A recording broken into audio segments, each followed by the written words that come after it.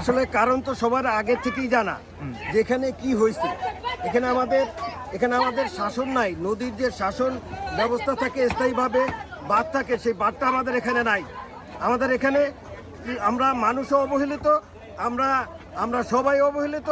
প্রশাসন সেই সুযোগে সেই অবহেলিত এলাকা বিবেচনায় এখানে আমাদেরকে এই পদ্মা সেতুর ভাটিতে যে পদ্মার ভাঙন ধরতে পারে এই বিষয়টা কারো মাথায় নাই।